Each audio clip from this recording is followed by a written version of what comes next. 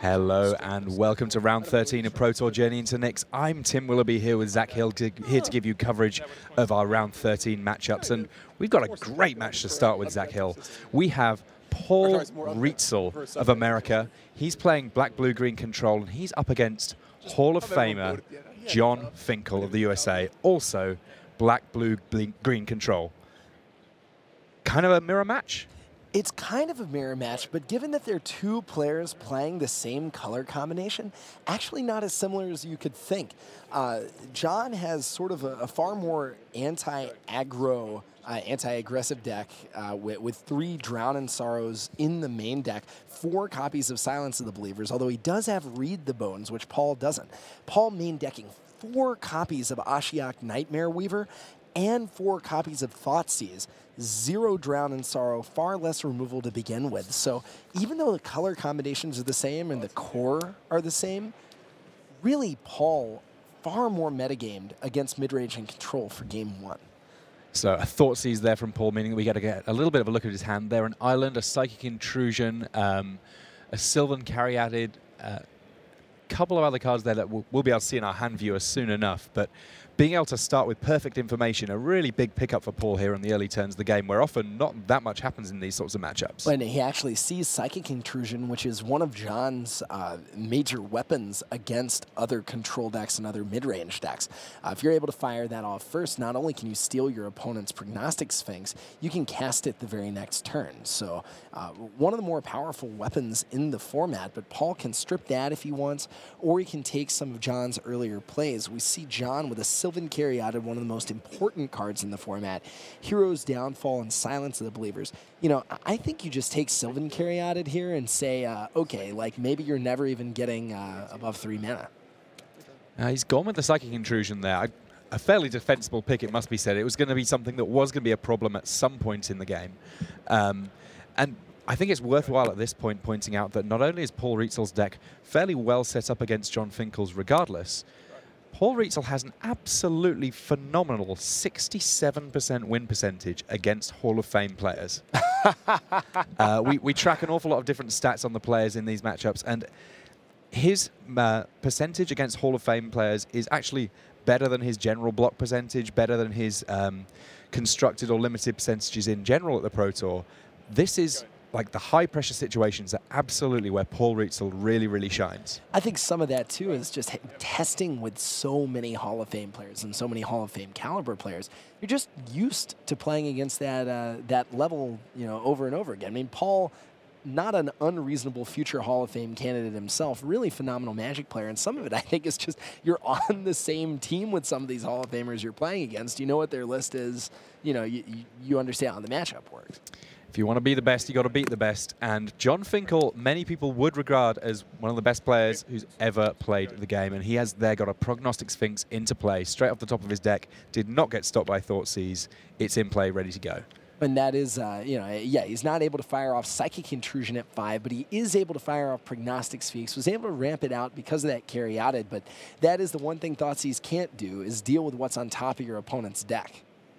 And of course, we get a much better chance of seeing what's on top of opponents' decks in this format than many others, because primarily, of course, they're a crew fix.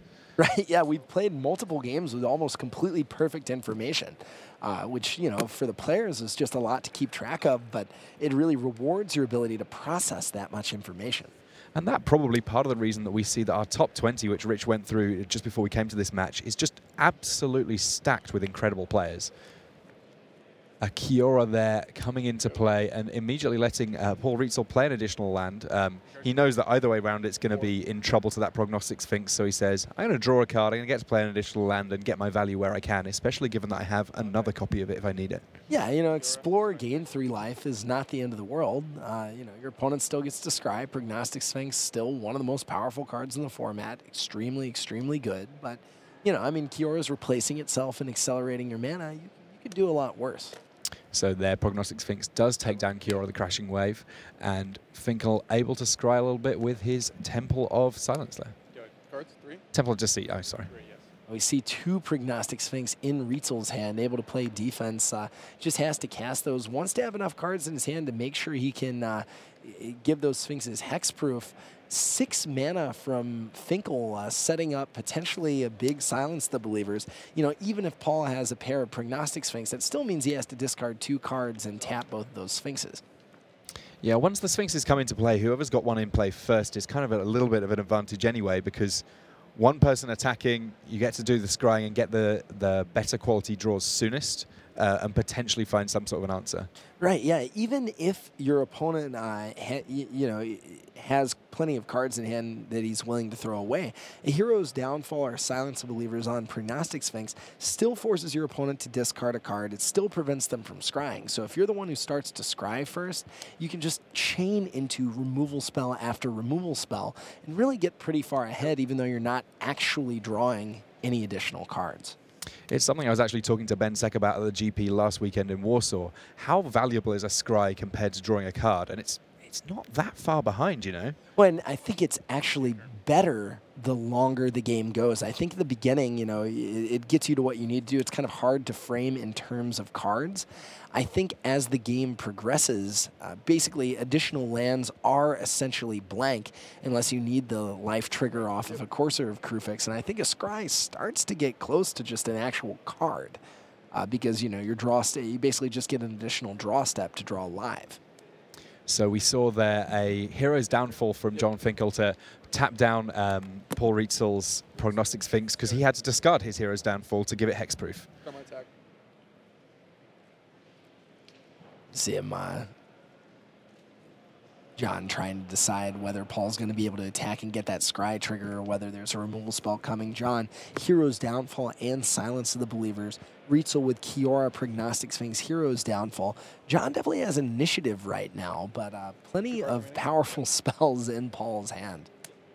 And making it so that Paul never really gets a chance to scry with his Prognostic Sphinx means that he's got no choice into what he's discarding. He's just sort of stuck playing off the top of his deck with just 1 card to look at, as opposed to John's 4, effectively. And John being able to leverage the information about what he knows lies ahead to capitalize and just to make the most informed plays. We see a Hero's Downfall still in John's hand. Kiora, the Crashing Wave, last card in Rietzl's hand. So, I mean, Hero's Downfall essentially going to hit something one way or the other. Oh, and a big Kiora from Finkel. That basically means that he's going to be able to successfully target the Sphinx if he uses the plus ability or neutralize another Kiora from Paul's side. Now, last round we saw Andrea Mengucci able to ultimate Xenagos. How often does the Kiora really aim to go for ultimate here? Is it all just about incremental advantage? You know, I actually see a lot more second abilities of Kiora is activated in this format. There are definitely some formats where you just use it to neutralize your opponent's biggest threat, and you say, okay, like, I'll just deal with that until I can start making 9/9s. I think the existence of specifically Storm Breath Dragon means that Kiora doesn't hit ultimate as frequently because, you know, until she's at 5, she cannot survive a Storm Breath Dragon attack, period. That makes sense. So basically the Planeswalker lets you draw some extra cards, lets you deal with a few threats temporarily, but it's not the game ender. It's kind of just one of the steps along the way, right? Certainly it can happen, but I think you're playing it more to increment advantage.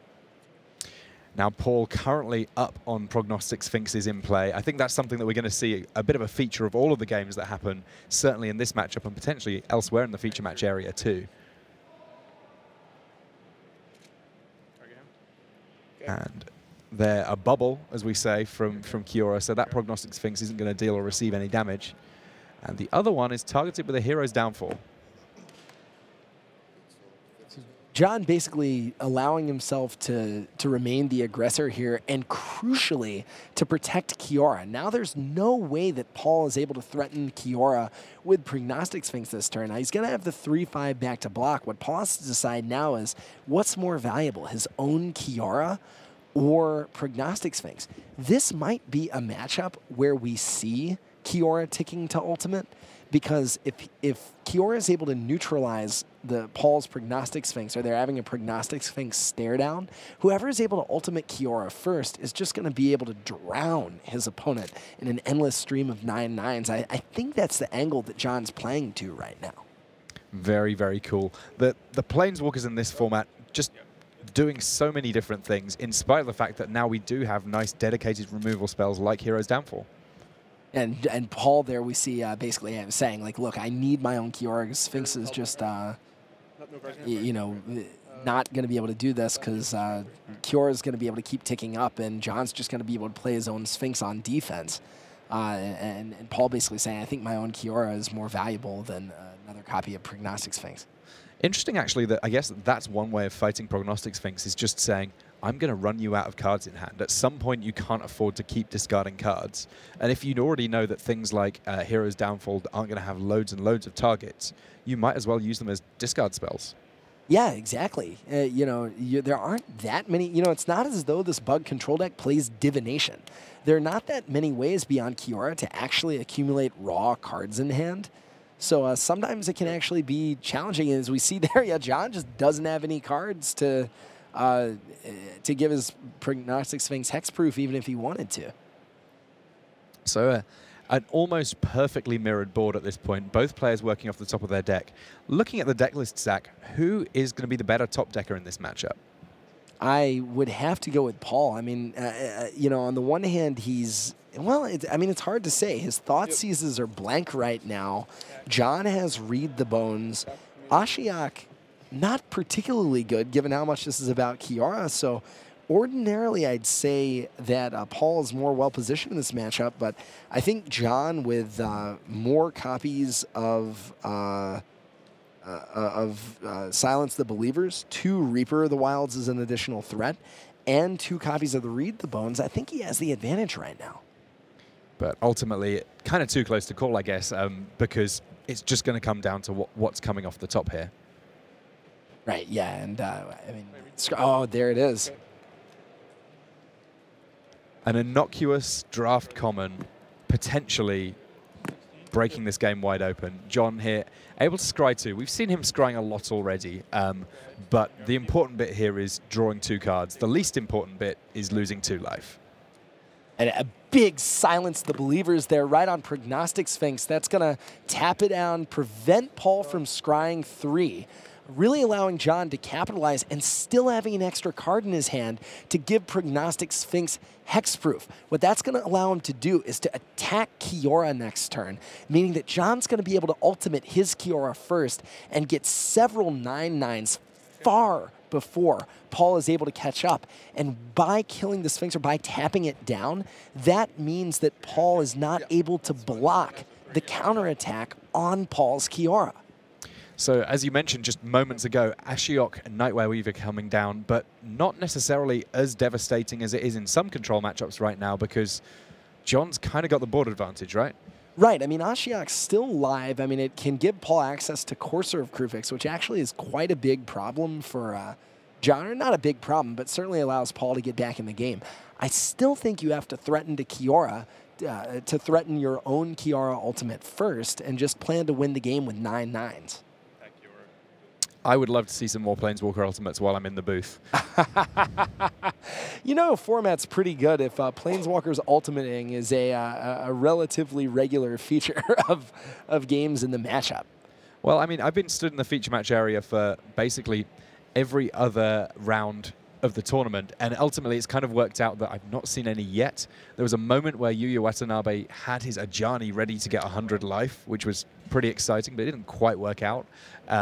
But as it stands, yeah, we have Planeswalkers ticking up. We have Reaper of the Wilds here for Jon as well. Now that one, it doesn't naturally have hexproof, but it can quite easily get it, meaning that a lot of the removal that Paul Rietzl might draw is, well, not as powerful as he might hope. Yeah, I think Reaper is big here. I mean, and you can tell how aggressively Star City thought about the format, with Reaper of the Wilds and Prognostic Sphinx being the premier threats in Jon's deck, all of which can activate to gain hexproof. That shows that you know this is a format in many ways defined by cards like Silence the Believers and cards like Hero's Downfall. And we just heard a result from one of the other tables. Reed Duke currently 1 game up against Josh Utter-Layton. That another matchup that is nominally bug control versus bug control. But as we're seeing here, depending on the exact build that you have, there's a lot of different bits of lines of play for this this matchup. Yeah, I mean, I'm just fascinated at the variation of these decks. I mean, I thought that Thought Seize early from Paul was going to be huge, taking Psychic Intrusion, which is, you know, another sort of niche card. But, I mean, what this game has come down to are just threats. Reaper of the Wild's initiative on Prognostic Sphinx, really smart scries from Jon. I mean, Jon is conducting a clinic in how to play Magic, really timing the tempo of Sphinx, you know, making Paul discard cards at the right time.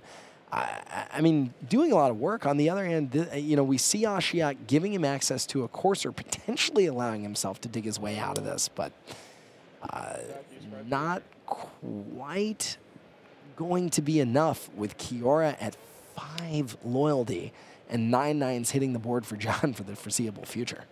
Yeah, I mean, there's some emblems that win the game right then and there. Often the Elspeth emblem, for example, just means that your team can crack in for lethal in one go. The Kiora one takes a little bit more time, but this is a matchup where that time is definitely going to be around.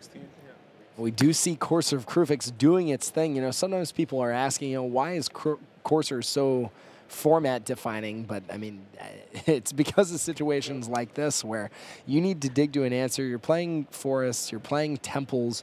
Courser is keeping you alive for long enough to try to get out of this. You see Silence of the Believers, obviously a really powerful card, but it's just not going to be able to deal with a hexproof on Reaper. What it will be able to do is buy you a few turns worth of dealing with 9/9 Krakens, if that's the angle that Jon decides to take.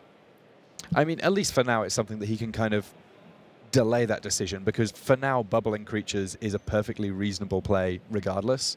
And producing that extra threat against Paul Rietzl is still really big, because it means that it's an extra thing for Paul to worry about too, right? Yeah, I mean, yeah, he just needs to add more threats to the board. We're hearing from the back that Reed Duke is in fact up a game. So from the rest of the board, that means that he is 1-0 currently over Josh Utter-Layton. Yeah, both those players on 10-2, both with variations of bug control, much as we're seeing on the front table here. We're also hearing that Guillaume Wafo Tapa up a game over the king Andrea Mengucci. But as we've seen on many an occasion, Andrea Mengucci being down one game does not necessarily mean that's how the match is going to pan out. That is true, and you are the resident expert on Andrea Mengucci. Yeah, we hung out all day yesterday. It was nice. Hung out in the feature match area? Yeah, you know, it's well lit, it's comfortable. Oh, man. And we can see that one Kiora down there as Paul Rietzl able to just clear a little bit of a path for some attacks. And so that changes the shape of the board quite a bit now. Yeah, that's exactly right. I mean, we've got a 9/9 from Jon. We see Silence of Believers, but I mean, it is not an easy thing to do, even when you're able to eliminate multiple threats, to be able to deal with a 9/9 Kraken every single turn of the game. And Jon still crucially has a card in his hand to be able to keep Prognostic Sphinx alive or to resist a Kiora trigger if that's what he needs to do. Now, Paul, with a 3/5, Jon can't really rely upon Prognostic Sphinx to be able to threaten Planeswalkers. He can rely on Reaper of the Wilds to be able to do that, because even if Paul blocks, Prognostic Sphinx 5 toughness, but he can just give the Reaper Death Touch and deal with the Prognostic Sphinx. Yeah, I mean, Paul does potentially now have access to a Prognostic Sphinx that's come off the top of Finkel's deck, thanks to Ashiok, if he can get the loyalty up high enough. But one way or another, it's going to create a slightly tricky situation, because the Reaper of the Wilds is just that little bit more dangerous, I suppose. Yeah, I mean, Reaper, really an excellent threat for a matchup like this. I mean, you know, it's sizable anyway. The Scry is relevant, the Death Touch is relevant, the Hexproof is relevant, but Paul tapping 7 mana right now, and Finkel knows something big is coming.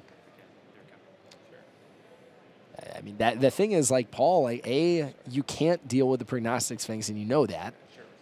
And now he's activating the QR ability so that if Jon discards a card, Paul can say, all right, I'll just silence the Believers and get your Sphinx and your Kraken in response. Oh, look, there's an emblem in play. So that's what happened to Kiora. She's decided she's going to make some Krakens. She's got things to do. Things are being unleashed, principally on one side of the board. I'm guessing the other side of the board might not have time to do so. Yeah, I mean, and Paul's just got to figure out what he wants to point his silence the believers at. I mean, what's your plan now when you know that there's going to be a 9/9 coming out every turn? I think you've got to try to just top deck with Prognostic Sphinx. You've got to be digging for more removal spells. Hope that you can neutralize those 9/9s long enough to get your own Kiora ultimate online. Meanwhile, leveraging Ashiok to try and just generate either courses or Krufix or just some kind of threat to allow you to just muster some counteroffensive and stave off the 9/9s every turn. I mean, you're not going to be able to draw literally a hero's downfall. But, I mean, Paul is still definitely in this game. He's got 2 Planeswalkers. He's got an active Prognostic Sphinx. It's not looking great for him, but he has things to do. I feel like never more than this weekend have I needed to properly work out what the plural is for Sphinx. I've heard that it is Sphinges, but I think that Sphinxes works in the English language as well. We're so familiar with Sphinx's revelation that saying Sphinxes feels very natural. Right, the revelation that belongs to the Sphinx. Only one of them, though. What's exiled by Ashiok is a little bit off your screen. The juicy targets for Paul to hit are, of course, Courser of Krufix and Prognostic Sphinx, potentially the second Reaper of the Wilds. Ashiok also just threatened to be a win condition by itself. The ultimate ability not particularly relevant right now. I think Paul wants to just hit permanence. We saw a little bit of Paul there doing kind of, I refer to it as like visual math. He's like there sort of counting things up on his fingers, and that's something that I think belies his background as a bit of a beatdown player. That's what he won Pro Tour Amsterdam with. Here playing the control role and kind of having to learn by doing a little bit compared to his natural life in the red zone. Well, what we just saw was a minor moment, but it signals a big shift in the game. Paul ticking down Kiora, basically saying, I'm not going to be able to keep ticking this up and get to a point where I can ultimate this and keep pace with you. He was behind by a lot anyway, but now he's basically firmly in the camp of trying to draw answers. And we see a big attack from Jon. 2 scries of 3, 15 damage being represented. Paul really only 1 blocker, and Jon, he could go after the Planeswalkers, he'd go after Paul's life total, but Rietzl is just not long for this world at this point. And when you've had 2 scries of 3, then your draws from then on are going to be good. We saw that there's a Read the Bones being placed on the top of Jon's deck now. He's not worried about the life it's going to cost him, and lo and behold, now we see Paul Rietzl's board not looking too exciting whatsoever. Those Sphinxes, Sphinges, whatever they may be, have successfully left Paul without any Planeswalkers anymore. And while Jon doesn't have any Planeswalkers either, he has the legacy of Kiora, which is a Kraken every single turn. I am going to not so humble brag right now, but I did design the original Kiora deck for Duels of the Planeswalkers.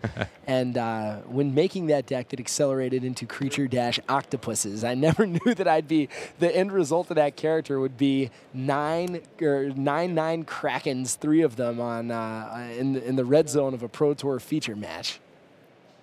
It's a special time, a magical moment, if you will. It is a magical moment. Kiora is awesome, is the moral of this story. And Finkel here with enough creatures that he's got the luxury of being able to split his attacks, a few at Kiora, a few at Rietzl, both of them very credible threats. You see, is Jon leaving one of those Krakens back? Or yeah, it didn't come into play this turn, so he is holding it back for whatever reason. A cagey Kraken. Oh, I think it probably got Kiora'd, so attacking doesn't accomplish anything. Yeah, that makes perfect sense. Kiora dead, you're almost dead. Krakens are doing their thing. Waves are crashing.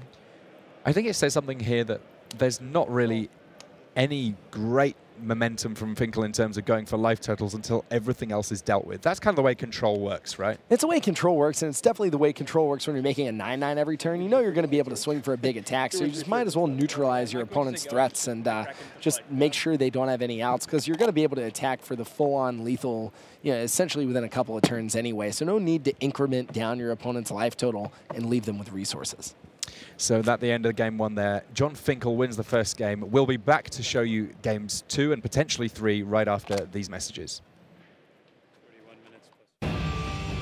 Ultra Pro is the place to go for all your Magic accessories. With card sleeves, deck boxes, playmats, and portfolios showing off the best Magic art, Ultra Pro is the standard in safe storage. Visit ultrapro.com for more information. Head to your local game store on May 24th and 25th for the Journey to Nyx Game Day. Play in a fun standard tournament and take the final step on the hero's path by defeating a god. Visit wizards.com/magicgameday for more information. And welcome back to the feature match area. We're going to take a little bit of a look at one of our other matches while Paul Rietzl and Jon Finkel are just shuffling up for game 2. Now we have Andrea Mengucci on the left of our screen. Oh, sorry. This looks like we've actually got Josh Utter-Layton against Reed Duke there. So Josh on the left of our screen and Reed on the right. Both, again, with these black, blue, green control decks. So kind of a different set of people, but a very similar set of circumstances here. We've got Ashiok on the left-hand side of our board for Josh Utter-Layton. We've got Kiora on the right, who looks like she might be just trying to tick up where she can. And one of those prognostic sphinxes for Reed Duke, ready to do a bit of scrying. Now, Reed and Josh, Reed is on CFB Pantheon. Josh is on CFB Prime. But, I mean, it looks as though they're playing, again, really, really similar deck lists to one another. We see a Pelucranos and a Reaper of the Wild split from Reed. Otherwise, his deck is identical to the one that we just saw John playing, at least within one card. I think maybe an Unraveled Ether or something. And Josh going again with the far more anti-control version, 4 main deck Thoughtseize, 4 main deck Ashiok. You would expect that deck to have an edge, but I mean, we saw Jon Finkel with 3 main deck Drowns in Sorrow able to overcome that deficit and take game 1. So I think basically in a matchup like this, almost anything can happen. And what a strong statement on the format that 2 of the top teams in the game have come up with decks that are so similar. So it's kind of, it suggests that when you get together a lot of the good players, they have got a bit of a consensus as to what they think the right angle on the format is. The interesting thing being, of course, that we are seeing quite a bit of diversity in this field still. We are. I mean, the decks, just looking at them now, are so similar that I can't imagine CFB Prime didn't collaborate with CFB Pantheon in some way. I mean, even certain things about their sideboard, like the Singleton Erebos, several copies of Gainsay. I mean, the decks look so similar that I would be floored if that wasn't the case. But there is a ton of diversity. We're seeing a lot of bug in the feature match area right now. I urge everybody at home not to take that as it means that this is the only deck that's performing well. Bug is doing good, but there are a lot of archetypes out there in the field. I know a couple rounds ago we saw a bunch of Naya splashing Elspeth. We have seen all kinds of decks not only being played, but winning here. And, you know, I think what we see is, you know, on some of these super teams that produce a lot of the big names, get in the feature match area, especially later on, they're all playing the same decks, they're all on the same team. But there are a lot of decks in this format. Yeah, absolutely. And I'm kind of looking forward to Grand Prix Manchester in just a few weeks, where we're going to see how the format evolves once we get after the Pro Tour and people have seen what's actually won. But we're going to be heading back to our main match now, so we're going to be able to get a chance to see Game 2 of Paul Rietzl versus Jon Finkel. Of course, Jon Finkel currently 1 game up in that match, and it's black-blue-green control for Paul Rietzl against black-blue-green control for Jon Finkel, but now they've been sideboarding. I'm looking at what you want to do after board from John. I think you sideboard more into their main configuration. You've got Ashiok, Dissolve, I think cards that are all good. Psychic Intrusion possibly, Thoughtseize possibly. Maybe, no, you probably don't want Agent of Erebos, but I know you want to get some of those Bile Blights and Drown in Sorrows out of there.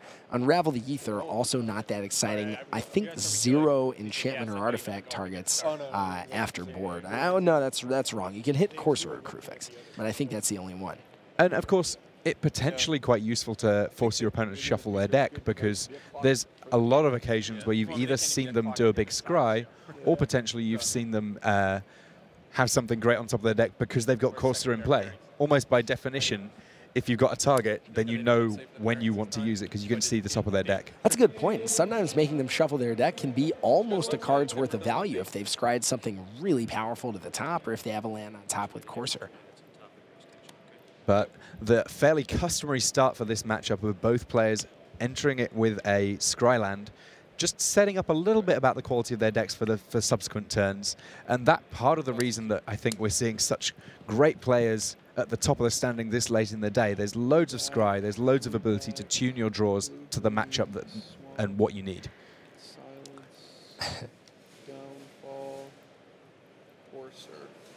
So you see Paul Rietzl there casting a Thoughtseize and taking very careful note of what's in Jon Finkel's hand. You are allowed to take notes in these matches and refer back to them, and it means that for the next 3 or 4 turns, he's got pretty good information as to what he can reasonably expect from the Hall of Famer. He's taking Hero's Downfall, setting up protection on his Courser of Kruphix and his Ashiok Nightmare Weaver. He's on the play, so he may be thinking he can dissolve Courser or Kruphix, or just saying he sees 2 Temples of Deceit, Temples of Mystery. Jon needs, or I guess he has 2 green mana to be able to cast Courser anyway. You see Finkel scrying a card away to the bottom very quickly, but it looks like Paul values that Ashiok very highly, wants to get Hero's Downfall out of Jon's hand to be able to leverage it as much as possible to start gaining advantage from Ashiok. So we know that Paul Rietzl has about a 2/3 win percentage against Hall of Famers. He lost game 1. On average, that means that he should be able to get to 2 wins on the next ones. But we see a big Ashiok Nightmare Weaver nice and early. Now, getting this in play before Jon's got much going means he's got a good chance of getting a bunch of loyalty on it, right? Yeah, exactly. I mean, or he can pursue the second line, which is extremely powerful, which is just minus Ashiok for 5 right now. Take that Prognostic Sphinx. That is a Prognostic Sphinx essentially on the 4th turn of the game with all your mana untapped for 3 mana. That is a huge play given how powerful Prognostic Sphinx is in this format. Jon also not able to play his 3rd land untap, meaning he cannot get Courser Kruphix in the battlefield to threaten that Ashiok. So I could see, you know, Paul basically saying, okay, I can maybe even risk ticking Ashiok up 1 more time, giving Jon a 1-turn window to draw Hero's Downfall, and getting Prognostic Sphinx on the battlefield with Ashiok still there. Interestingly, it looks like there is a forest in Finkel's hand there, so he chose to play the Scryland and not play his Corsair on that turn. I guess wanting to immediately get value from it by playing it on the 4th turn and being able to play a land immediately thereafter. Yeah, I can see that. And if you know that Paul, that makes sense, Tim. And if you know that Paul is going to play Prognostic Sphinx immediately, you recognize that you don't need to threaten Ashiok. And that you need to scry 1 more card away to be able to find some answers, knowing that you're on the back foot. And Paul Rietzl did make your play of sacrificing Ashiok to be able to get Prognostic Sphinx into play from the exile zone of Jon Finkel's cards and played his own Courser of Kruphix.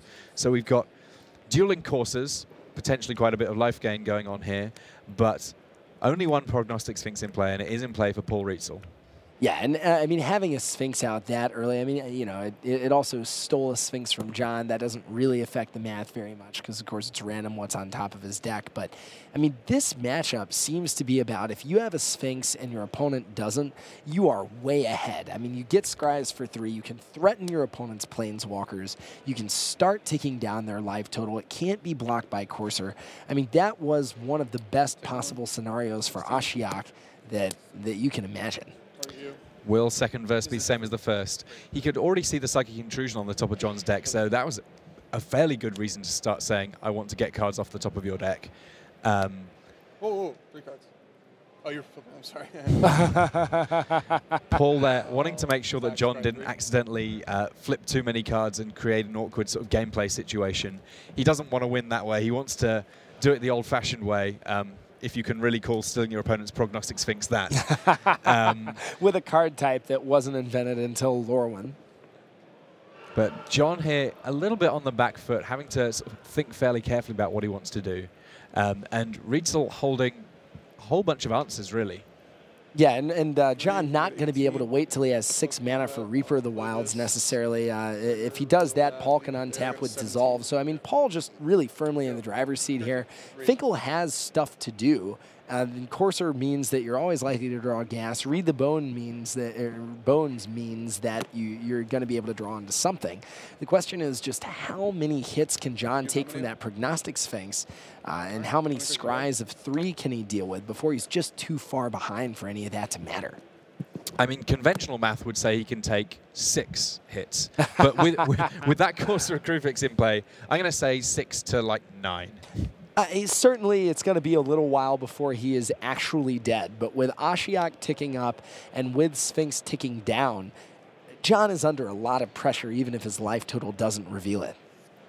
And a quick update from one of the other tables. It sounds like right after having regained his crown, Andrea Mengucci has lost again. Guillaume Wafotapa able to defeat him on our King of the Hill table.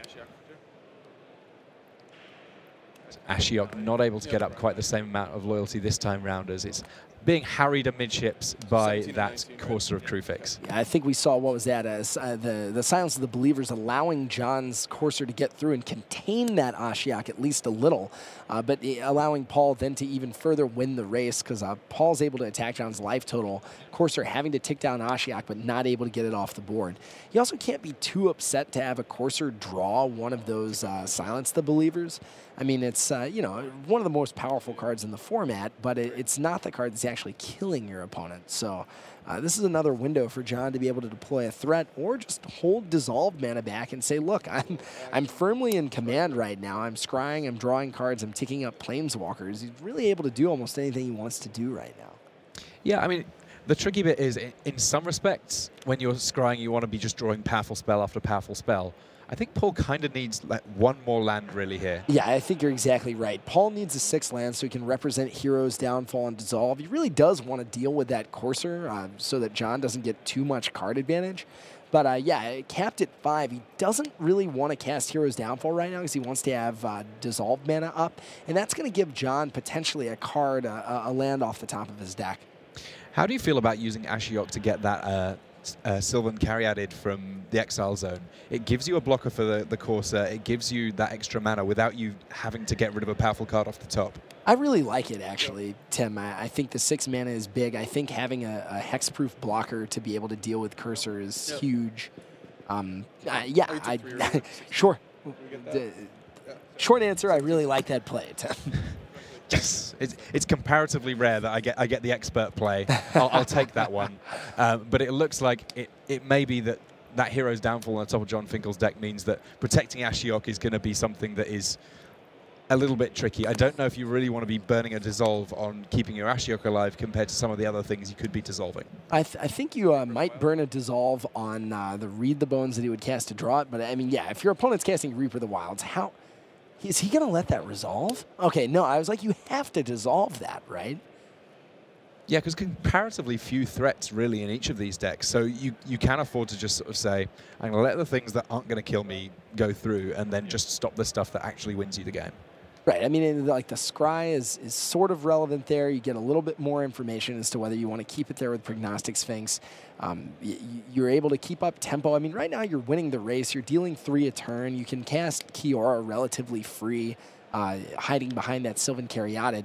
And you're actually going to mill, well, you have the option of milling away that Hero's Downfall if it's something that you really care about. You can either get the Sylvan Caryatid play that you were talking about or get that Hero's Downfall off the top of Jon's deck. Of course, if you do that, you risk putting a land on top, you know, for him to be able to play with Courser. But given that Jon's going to draw Heroes to Downfall anyway, that could happen. So, when you see your opponent scry, like, what's your ideal that you want to see them do? We saw that Paul put 1 card on top and 2 on the bottom. Like, what's the thing you're most afraid of? I think, like, I mean, the best case scenario is your opponent putting everything in the bottom. I think the worst case scenario is your opponent keeping 3 on top. 1 on top means that Paul's got something, though, so Jon has to be a little bit wary as to what's going on here. Yeah, I mean, Jon is not excited to be in this situation right now. He's got Read the Bones and essentially nothing else. His Courser is live, but is certainly not a Prognostic Sphinx, certainly not an Ashiok. And, you know, Paul can play Kiora right now. Paul can pass and play Hero's Downfall. Although if he's passing with Hero's Downfall, I guess he can cast Hero's Downfall on the upkeep to make sure Jon doesn't get that extra land. And that's exactly what he's going to do. Entertainingly here, none of the creatures that Paul Rietzl has in play started off in his deck. Yeah. Well, that's the power of Ashiok, and I think that's why Paul's build chooses to play 4 in the main deck, because it can create totally absurd situations like the one we're looking at right here. Okay. So Read the Bones there does resolve. No extra dissolves from Paul Rietzl, and doesn't even have the mana if it was in hand. And even if Jon is able to cast Hero's Downfall on Ashiok, A, he's not able to do it with Prognostic Sphinx. B, that means that Ashiok has gotten a Sylvan Caryatid, got a Hero's Downfall out of Jon's hand, and gained him at least 2 life.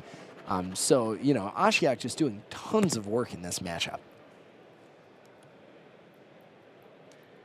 And it's now reached the point where Paul Rietzl is able to start harrying Jon's life total. Jon now down to 12, and without a Course of Crufix in play, that is a 4-turn clock that he's facing down, and he has to sort of respect that there could simply be this clock on the game be enough to win it.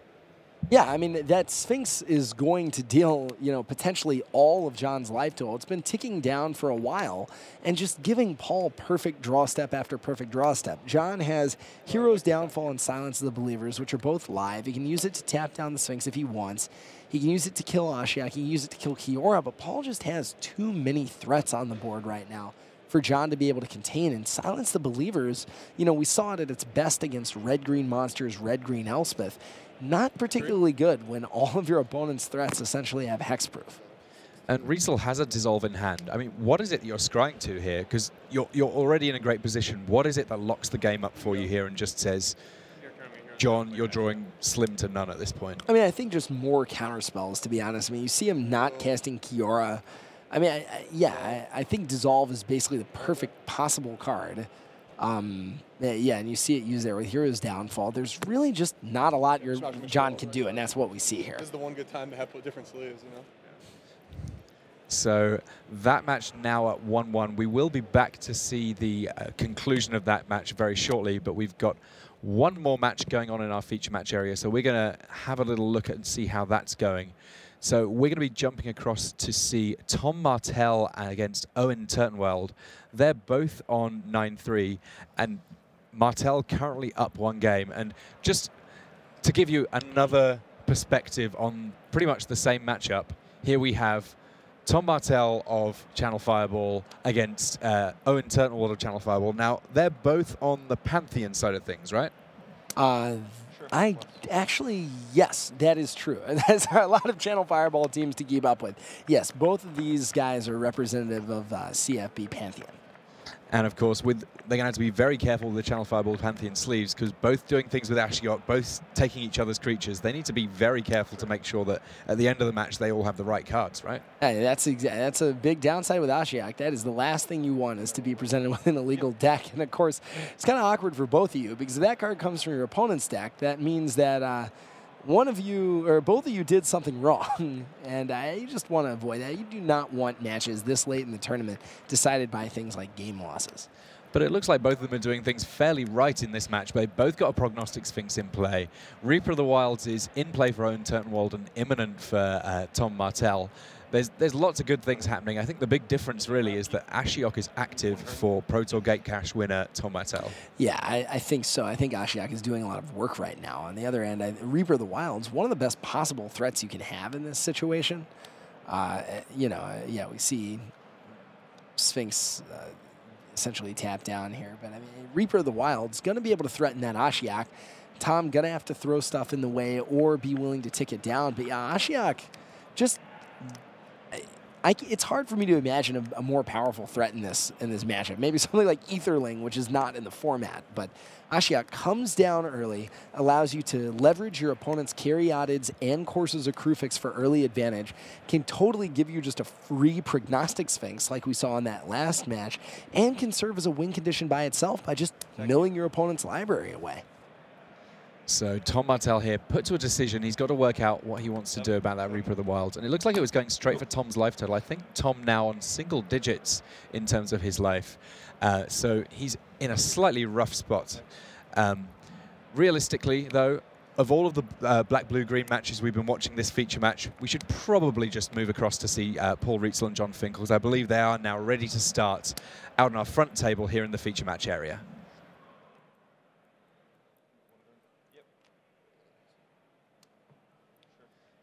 So each player now squaring up, centering themselves, trying to get a sort of a plan together for what to do in what is this deciding game. Each of these players has 3 losses at present, so while they're currently live for the top 8, the loser of this game is probably drawing a little bit slim to keep that dream alive. Yeah, this is definitely a big win right here. And I mean, you know, Jon able to cement his world record on top eights. I think if he top eighted, this one would be his 15th, which is just completely unprecedented. Paul making a serious run at the Hall of Fame if he gets another top eight, or a tremendously popular player, a tremendously good player, not rocking his traditional Boros deck for this tournament. But and a big Thoughtseize here again, able to fight either the.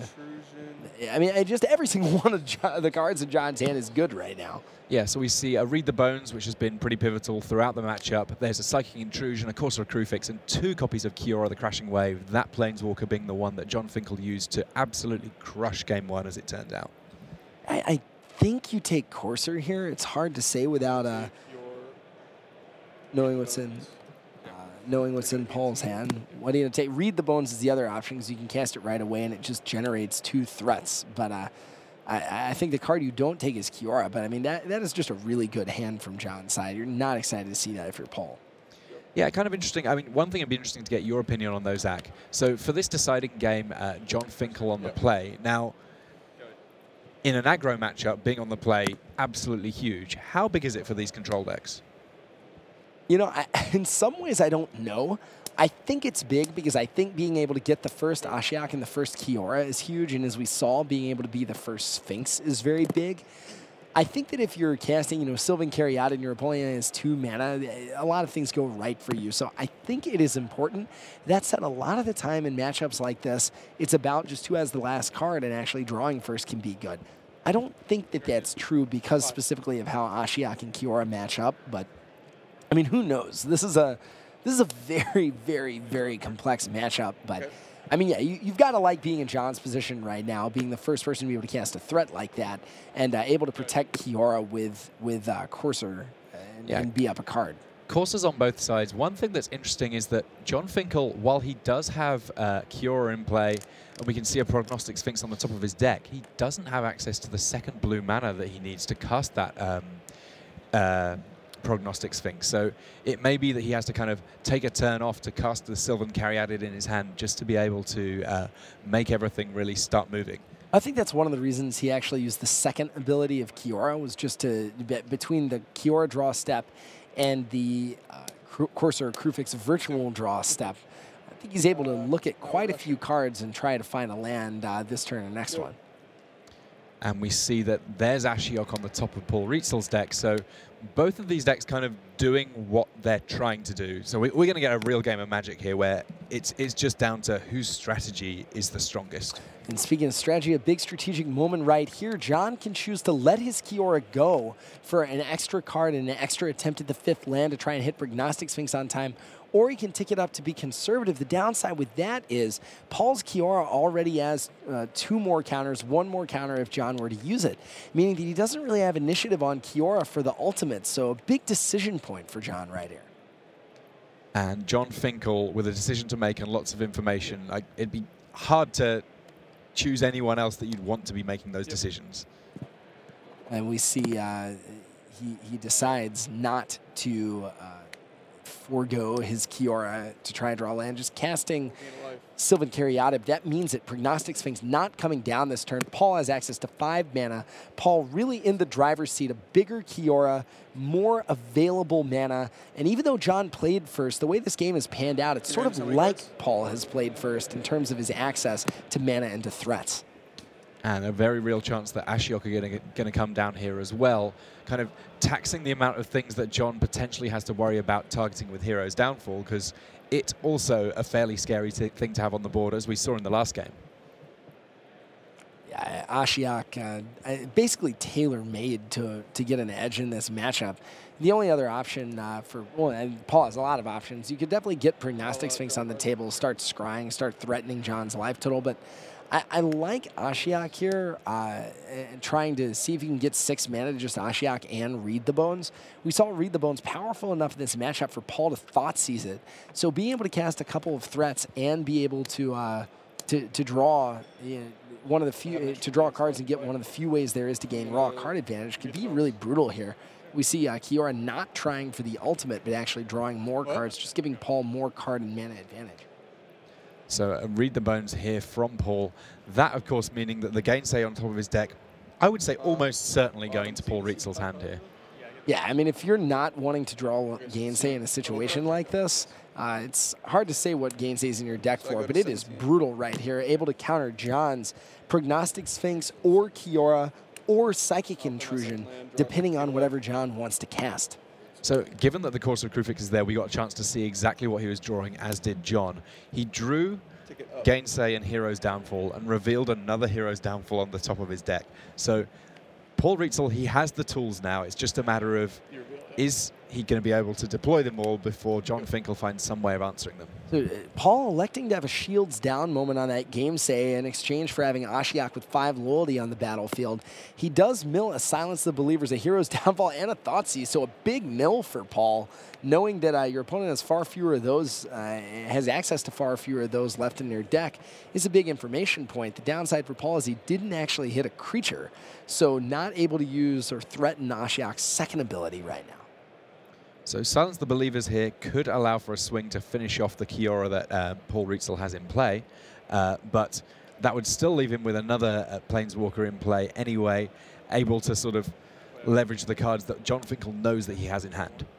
I think, though, Tim, that could be very powerful. I mean, being able to neutralize Courser and Kiora means that Paul is leaning pretty heavily on that Ashiok, and Jon with both Kiora and Courser, that's just access to a lot of cards.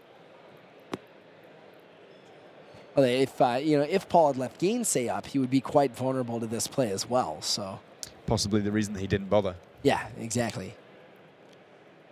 So there's the Silence of the Believers. Courser Krufix exiled. Kiora just goes to the graveyard the old-fashioned way, gets attacked by Courser of Krufix, and now it's Paul Rietzl and Ashiok versus Jon Finkel and Kiora the Crashing Wave. But, you know, Tim, if I don't know that I wouldn't have just kept ticking up that Kiora. I mean, he was on 3. It was only a couple of turns till Ultimate. And, you know, removing a counter, you know your opponent has a lot of hard removal. You know about Silence of Believers. You know about Hero's Downfall. And you know that he has a Courser Krufix on the battlefield. So I think that definitely put Kiora at risk for Paul. Paul holding another Kiora, so not that scared of it. And he was able to recoup his card, but you have to wonder if he could have just rode Kiora to the ultimate ability exactly as we saw Jon do in the previous game. Yeah, I mean, a lot of different decision points in this matchup. So much information, so much card selection involved that it's something that I'm sure that this will be a match that they've tested substantially on both sides, and it will be interesting to see both how this has gone, but also how all of the other very similar matches have gone elsewhere in the feature match area. That's one of the things. I mean, this matchup is tedious. This matchup is long. This matchup is tiring. This matchup is grinding. But this matchup is skill intensive. There are a lot of decisions to make, a lot of draws to sequence, a lot of scrying to do. And, you know, doing anything wrong, as we've seen, these matchups shift momentum very, very fast. And just one misstep can mean the difference between winning and losing. I mean, when you're sequencing scry 3s into scry 1s into Courser into Kiora, you've got to draw the exact right cards at the exact right time, or, you know, your opponent's just going to pull out ahead. You've got to have these minute tempo windows. I mean, as we see right now, Paul almost threatening ultimate on Ashiok in just a couple of turns. So there are just so many axes upon which your opponent can threaten you, and if you don't keep them all straight, you're going to lose the game real fast. Yeah, I mean, it's something that I would say that this is a format where I've seen more players sort of scratching their head and having a good old think than many. Obviously, Block Constructed is one of those formats where actually you don't necessarily have as much chance to practice it as many others. And a big gainsay there on Psychic Intrusion. Finkel knew that it was coming, but he had to do something to bait it out. And Psychic Intrusion is certainly a card that Paul Rietzl couldn't afford to let go. It looks like Finkel trying to set up Prognostic Sphinx or Kiora you know, you basically, if you're Paul, you can't hold up 3 mana forever. And if he Psychic Intrusions, you don't want to just give him Gainsay. You would essentially lose on the spot there. So essentially, Psychic Intrusion serving as an effective bait for Gainsay. But still, Paul being able to trade 2 mana for 5 mana, not a bad situation for him. But that does clear the path for Finkel's own Kiora and Prognostic Sphinx. All right, I mean, Kiora right now at 4, but assuming Paul was able to threaten it some more, I think Jon going to be able to contend to just tick up that Kiora and try to get some Krakens like he was last time. So we see Ashiok did take Corsair Crucifix from Jon Finkel's graveyard there, so a few extra creatures in play for Paul Rietzl, but not really creatures that are able to threaten that Kiora in a big way. Prognostic Sphinx. Yeah, I mean, that's the thing about Sylvan Caryatid is an 0-3. It holds off Corsair. 2-4 Corsair holds off essentially everything else. It isn't Reaper of the Wilds. Prognostic Sphinx holds off Prognostic Sphinx. This is really going to be a matchup, I think, about 9/9 Krakens. I have a land still to play this turn. So there's about 7 minutes left on this match. I think that it's doable that they'll get to a final conclusion, but it's certainly, they're going to have to rattle it along. I'm not quite sure how a draw will impact their ability to make top 8, but I'm sure that neither of them will be particularly happy with having a draw at this stage. They'd much rather be having a draw in the final round sort of thing when they know that they're safe. Yeah, you really want to draw in your last 2 rounds. Other than that, you do not particularly want a draw. Draws are very, very bad. Especially when the margins are this high, and the difference, each additional win is worth tons of money, tons of pro points, and a big shot at top 8. I mean, the players are heavily incentivized to finish this match. And there is still another match going on in our feature match area. Tom Martell against Owen Turnwell. They're having a kind of a grind on the back table, playing this exact same matchup. And it's something that we are coming to learn, that this is a complicated matchup. Yep. Wow, we see Jon's board looks a lot emptier than it did just a few turns ago. Prognostic Sphinx and Kiora. Kiora at 5, threatening to ultimate, but Paul wildly ahead on cards due to Corsair Crucifix right now. That is a lot of lands. That's an Ashiok at 4. And this could be a major turning point. Finkel left down to just another Kiora. That redundant Kiora not going to protect his current one, and Paul firmly in the driver's seat if he can do any damage to Kiora this turn. And I think we're starting to see the pace of play switch up just a little bit. The other match is now in extra turns. This one has a couple of extra minutes just because of some scheduling things we had to make sure we could bring you all of the games okay. But both of these players know that they need to make an effort to end the game, and at the moment, the life total's pretty much unsullied. Yeah, I mean, definitely, though, Paul in firm command of this game, I think. As long as that Sphinx is live and is able to threaten Kiora. Big nothing, right? Jon, oh, okay, yeah, so it's not. So the Kiora trigger happened, meaning that Paul is going to be staring down some Krakens soon. Tick up on... And that an interesting card on the top of Paul Rietzl's deck, that Erebos God of the Dead.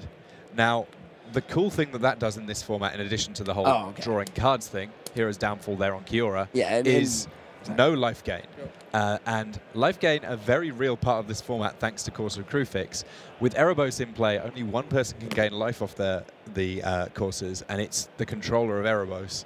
Everyone else has to sit back and content themselves with just being able to see the top card of their deck and play lands. Yeah, that's true. I mean, the life from Corsair becoming more and more relevant the longer the game goes. We see why Paul wasn't particularly worried about discarding a card to Prognostic Sphinx. He just had the Hero's Downfall in his hand to be able to deal with the Kiora on 5. This remaining Kiora, again, I mean, it's able to threaten Prognostic Sphinx. Paul, just one land in his hand, and Erebos hitting the bin. So, yeah, Ashiok coming off the top there at a relatively timely moment for Finkel. Often the Ashioks later in the game not necessarily doing so much, but that one doing an awful lot because it's got 2 Corsair Crucifix along with that Erebos. And that means that Jon is sort of potentially able to deny Rietzl quite a lot of different ways of actually finishing this game. Yeah, you've got to at least respect Ashiok now when you're attacking with Sphinx. Yeah, and then Erebos, yeah, it was on top of his deck, not in the graveyard. I missaw the screen. But yeah, you've got to, you do not want to give your opponent an Erebos right now. So I think you have to threaten that Ashiok. And it sounds like Tom Martell was able to just pull it out there in that matchup. It went into extra turns, and he's managed to win 2 games to 0. So congratulations to Tom Martell there. This match very much in the balance, though. And Paul trying to figure out how to navigate this. I mean, Jon hitting Erebos could be huge. Sphinx getting in an attack scry. I mean, he's able to basically say, okay, either Kiora dies or Ashiok goes down to 2, but I think being able to get Kiora off the battlefield is obviously big game. And there she goes. That's 2 Kioras in the bin, and Hero's Downfall on Ashiok means that Jon Finkel's board now is 2 Sylvan carry added, 6 land, and he's got virtually nothing going. That is a huge downfall. So read the bones there, giving him the option of getting another Ashiok. He puts a land to the bottom. Ashiok stays on top and gets drawn alongside yet another scry land, that a Temple of Malady. And there's Ashiok. A lot of Ashioks in this game, but definitely Ashiok a lot worse when you don't have Kiora able to even attempt to neutralize Prognostic Sphinx. This is one of the few times in this matchup that we're not seeing the top of every player's library. That's something we've kind of gotten accustomed to with coursers of all kinds seemingly permanently on the battlefield. Turn, gain 1, go to 21. You hear Paul just trying to play incredibly fast. He reveals another gainsay, but to be honest, at this point, he'd probably rather just reveal a threat, right? I think you just want Reaper of the Wilds, but definitely you're not upset with gainsay. I mean, I think this matchup is basically in Paul's to win. He's just got to figure out how he can win within the time limit. And he finds a Reaper of the Wilds on Jon Finkel's deck using his Ashiok. He just needs to keep that Ashiok into play for long enough to be able to get Reaper of the Wilds active.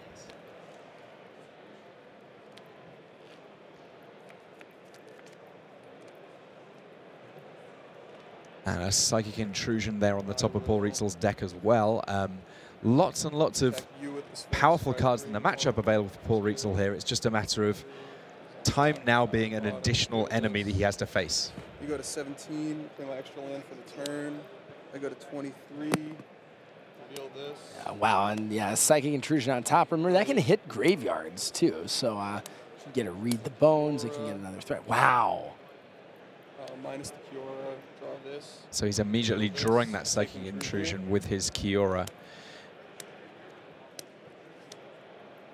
And now he has a good old look at Jon Finkel's graveyard, trying to work out what the appropriate intrusion will be. Appropriate intrusion is not a phrase that you hear very much, but yeah, I mean, the fact that it's graveyard, yeah, and double Prognostic Sphinx threatens to put this game away very, very fast. Paul can't quite cast it this turn, but with an Ashiok ticked up that high, we are going to see a lot of threats on Paul's side of the board next turn. And Jon Finkel here, not really drawing what he needs. It looks like he's got a couple of lands left in his hand. While one of them scries, ultimately scrying's not going to do so much for him because he knows that there's a very real chance that Ashiok is just going to get rid of anything that gets left on the top. So we're in extra turns. And it looks like Jon is going to have turns 1, 3, and 5. That very big. It effectively means that Paul Rietzl is going to have 2 attack steps. Wow. Carried it. Yeah. I mean, and Jon has 3 blockers on the ground. So, I mean, Paul very much in command of this game, but it is by no means trivial that he's able to end it. We're going to see a second Sphinx. We're going to see Jon get attacked down to 14, and we've got Kiora, we've got Ashiok, but Paul needs to cast a lot of threats this turn. This, of course, where having the deck with Stormbreath Dragons and so on, so interesting because you can threaten lots of damage from nowhere. That's not really what these black, blue, green decks are known for. I know some of these decks have Mistcutter Hydra in the sideboard. I'm looking to see if Paul specifically has that. Even then, the Sylvan Caryata would be able to get in the way. I mean, certainly Bug not known for being able to end the game quickly. And it's looking really dicey for Paul Rietzl here, in spite of being in nominal command of the game. Even with that Prognostic Sphinx on top, even drawing that Prognostic Sphinx using Kiora, can he get enough damage through? I mean, he needs to do 14, and he can present, I think, 9 in the air.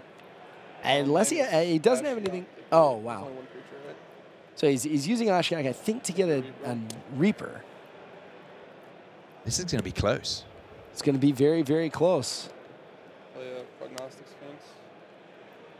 And potentially playing, yep, that other Prognostic Sphinx. So that is 9 points of damage in the air.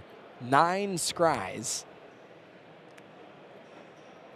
This is not the time An extra land to be right? 1 point Split off. land. No, absolutely not.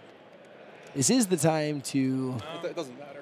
I mean, playing, Yeah, yeah. you just plus your Kiora like minus Kiora. or whatever. Yeah. So John and Paul here just, Extra land. they know the Just decks make well Charlotte enough that they're just trying to work out whether it's Never know. possible. I put land. So the question here is whether or not you played an extra land. Yeah. Correct. You let me see here. You activated Kiora. Doesn't matter. I mean, if you're not going to concede, then card that's going to kill my carried in. yeah, you're not conceding, right? No, Okay. obviously not. Yeah, it's a draw. So Paul there just asking whether or not there's the concession from John. Like, they both kind of know who would have won potentially had the game gone longer, but that's not what this game's about. You've got to win in the time, and the time not working in the favor of Paul Rietzl there. The match ultimately ending in an unintentional draw. I just had to go. I'd say Each go player like 30 seconds won earlier, games. and I win. I just We hear Paul there saying if he'd said go for 1 turn 30 seconds earlier, he might have had the extra turn he needed. He didn't do that. That leaves the match in a draw, and that's our last match in the feature match area. I mean, that is one of the risks of playing a deck like Bug. I mean, it is not easy to finish the game, you know, especially in a mirror match where every single one of your creatures has greater toughness than power. It is hard to take a game away. It is. Welcome back to the booth. I'm Tim Willoughby, been here with Zach Hill. We had an awful lot of Bug control in there, and we got to get a really good idea of the nuances of the matchup, but our feature matches for round 13 have now completed. We're going to head back to the booth. There's just 3 rounds left of Constructed and everything to play for to make top 8 here at Pro Tour Journey into Nyx. All right, everybody, welcome back to the news desk. We are up against the clock, so it's time for a deck tech now.